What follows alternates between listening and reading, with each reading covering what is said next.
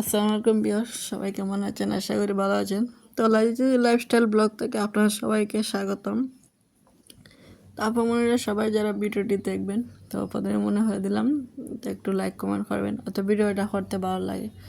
আসলে গরমের মাঝে ভিডিও করা অনেক কষ্টের বিষয়, তারপরেও করলাম যেহেতু করতে হবে বা ডেট। তো যাই হোক, চলে আসলাম আমার সারাদিনের কাজকর্ম নিয়ে।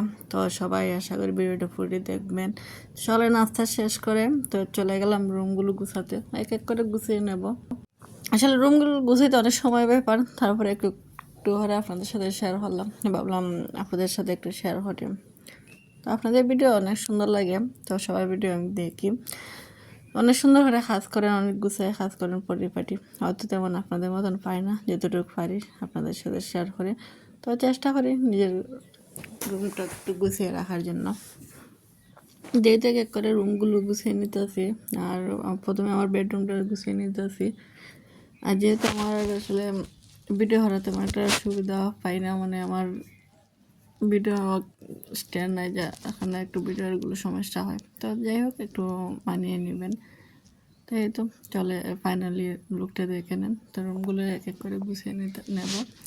তো আমার বেডরুমটা আগে গুছিয়ে নিলাম। তো আজকে আসলে অনেক গরম, যা মানে সহ্যর বাইরে, কিন্তু আমাদের গৃহিণী তো আর থেমে থাকা যাবে না, আমাদেরকে পরিশ্রম করতেই হবে। আমাদের পরিশ্রমের মাধ্যমে একটি সংসার, পরিবার যাই বলেন, একটা সুন্দর সংসার উপহার দেওয়া যায়। তো আমাদেরকে এক এক করে সব গৃহিণীকে প্রতিনিয়ত যুদ্ধ করতে হয়, আর আমাদের যুদ্ধ ক্ষেত্র রয়েছে একটা সংসার। ওদের চাকরি খেললে বাইরের ক্ষেত্রটা অন্যরকম, সংসারের ক্ষেত্রটা অন্যরকম। যে যেমন প্রফেশনালি থাকুক না কেন, আসলে সবার ক্ষেত্রে সবাই কষ্ট, আর যে যে কাজ করে এটার কষ্টটা সেই ফিল করে। তো আমরা আসলে যারা এই সাংসারিক কাজকর্ম, এগুলো কিন্তু অনেক কষ্টদায়ক। ফিটো ধরে আমাদের যেহেতু অনেকেরই বসে কাজ করতে হয়, দাঁড়ায় কাজ করতে হয়, অনেক সময় নুয়ে কাজ করতে হয়, যে অনেক সমস্যা আসে। তারপরে কিন্তু আমাদের থেমে থাকলে হয় না, তারপরে কাজ করতে হয়। আর এর মধ্যে দেখেন কত পরিমাণ গরম, আর গরমে কিন্তু সবসময় ফ্যানের তলার থেকেও কাজ করা যায় না। তো রুমটা গুছিয়ে যে সময় কিচেনে যাবো, তখন তো আর ফ্যান থাকবে না, তখন তো রান্না করতে হবে এমনি। তো যাই হোক, আমাদেরকে থেমে থাকা যাবে না, আমাদের জীবন তো চলতে হবে। আর হয়তো একটু কষ্ট সুখ দুঃখ মিলিয়ে মানুষের জীবন। তো যারা ধরেন রাজমিস্ত্রি কাজ করে, তাদের লাইফটা কিন্তু আরও বেশি জটিল।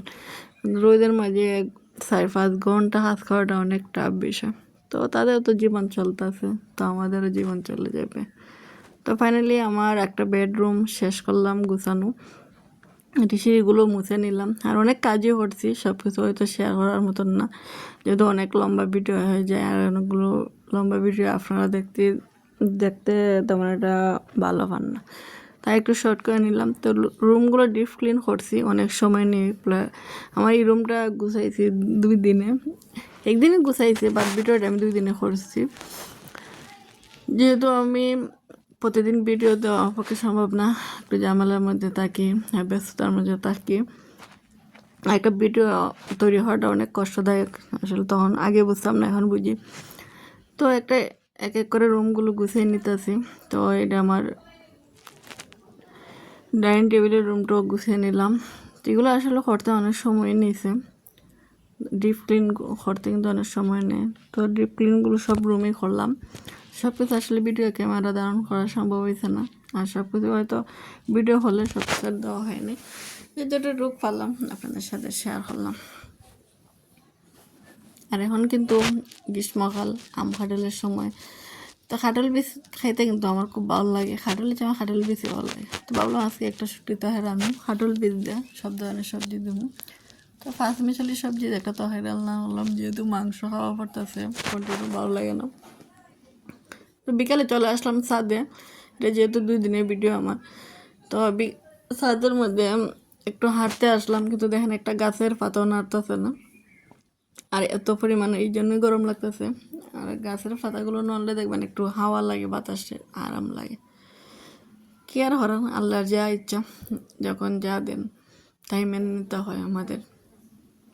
আর বৃষ্টি তো আমরা নিজে তৈরি করতে পারবো না, এটা আল্লাহর দেন, আল্লাহর একটা নিয়ামত। আমি মনে করি বৃষ্টি, আমরা যেহেতু ফ্যান এসি তুলে থাকি না, আল্লাহর যে একটা নিয়ামত, এটা আসলে অন্যরকম। তো আমাদের তো জীবন থেমে থাকবে না, জীবন জীবনের মতনই চলবে, তো চলতেই হবে।